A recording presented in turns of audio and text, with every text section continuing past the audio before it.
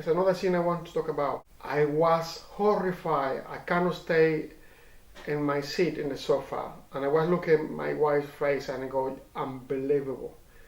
And if anybody could see a documentary, because my wife said a few days ago, it's a documentary which is called the Preacher School, a school for preachers, a religion school where young men, specifically young men, go to Roma to become a priest. And my wife always teases me with the idea that I always have this thought every time to time I go into this kind of space, and I like to be a priest as well. And it's a recurring conversation we have going. And she said, you should find out this documentary about the school of PRICH, a priest school.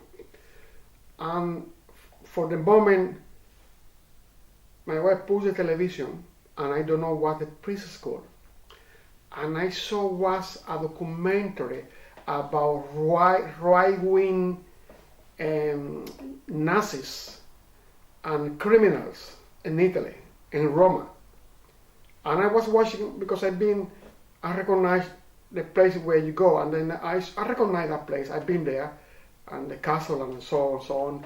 Places. I was paying attention, but I was horrified when I realized 10 minutes later that those people who were drinking with dark glasses, drinking cappuccino, having a glass of wine, and making latte, and have tiramisu, they were just those people. They were about to become priests, and they were all British, and they were talking about 7 years being a cappuccino, doing cappuccino, and I miss my family. I'm suffering so much, and these people who have no idea how much is the price of people say the price of a bottle of milk. They'll come into England to teach and to you how to live your life. For a moment I was horrified because I am a Christian, and for a moment I feel guilty that I have this opinion about these people who put their life on the line and being celibate. I never read anything in the Bible, in the literature. I am very pay attention about what Christ say everywhere he spoke. It's nothing, it's anything than who say that a priest, a man who becoming a priest in the church had to be celibate. I have no idea where they're coming from. And at the end of the documentary, I saw these people, there will be administrator of a building. It's a business. And even they learning the liturgy or the ritual and the dress.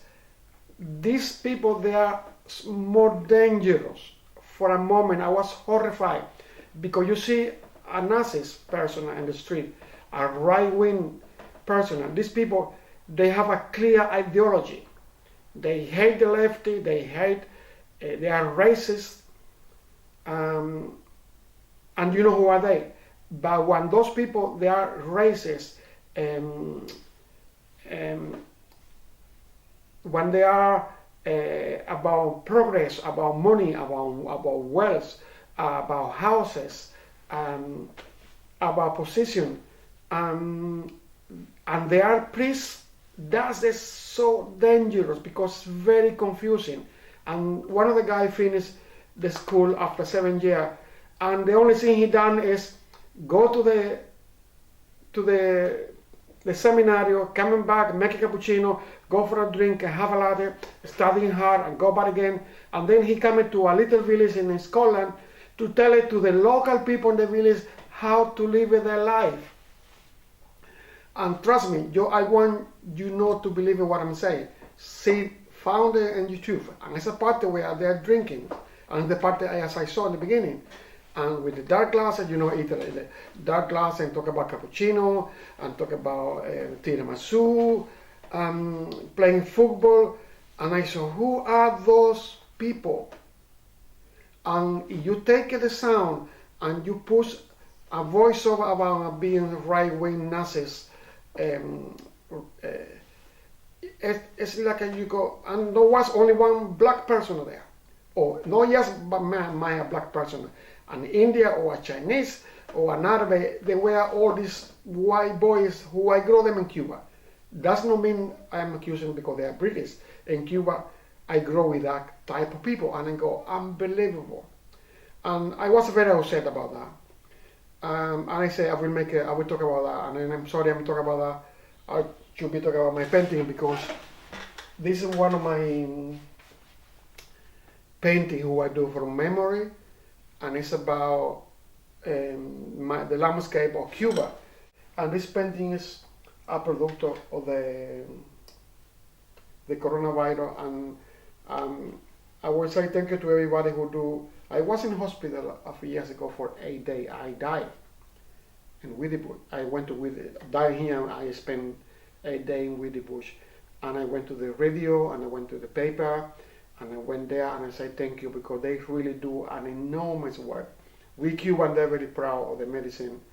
And Castro's dead now, but he was I said Castro because he was the first who, with this paranoia about education and medicine. And I was lucky that I grew in that moment, and I know how difficult it is. You could be clever, you could be an engineer, you can be a computer designer, a fashion designer, a super rocket scientist, but can you be a nurse? For me, it's the #1 job for a human being, to look after other people. And then I'm very proud that I live in here. I feel sorry for those people and family. The signal has been passed yet, but I am very proud that I live in here and you have got this thing you call it the NHS. I hope you enjoy this. Thank you very much.